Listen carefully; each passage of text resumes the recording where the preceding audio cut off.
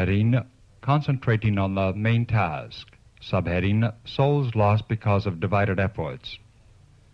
Some ministers have given themselves to the work of writing during a period of decided religious interest, and it has frequently been the case that their writings have had no special connection with the work in hand.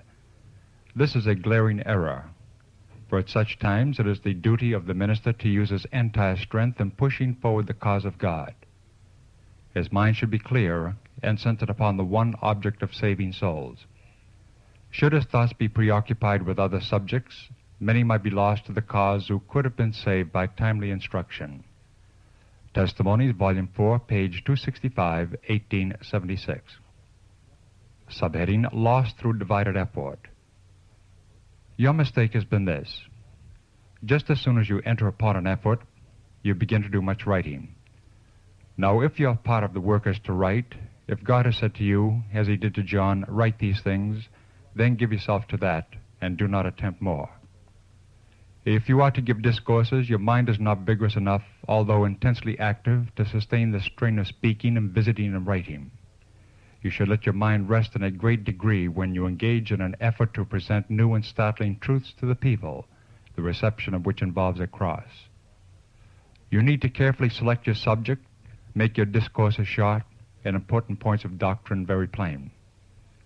In order to make a success in this work, you must do one thing at a time, concentrate your powers upon that one work.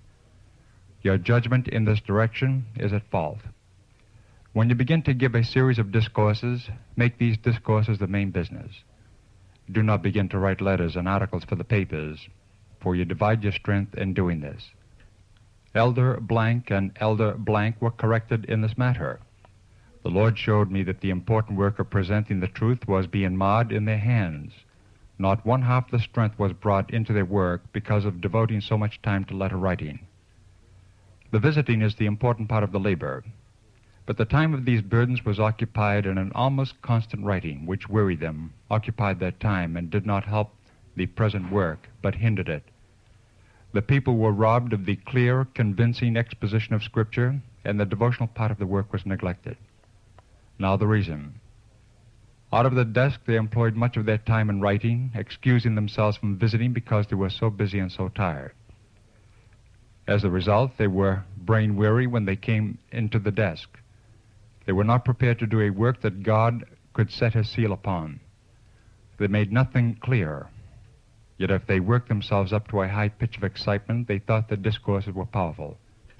They touched here and there, bringing a large mass of matter, which they regarded as convincing and overwhelming evidence, but in fact they buried the truth under a mass of matter poured out upon the hearers, so that the points never could be found.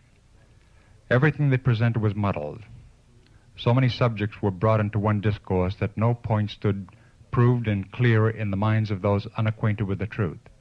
One subject, a few points made plain and clear, would be of more value to the hearer than this mass of matter which you may call evidence, and think your point substantiated. Letter 47, 1886.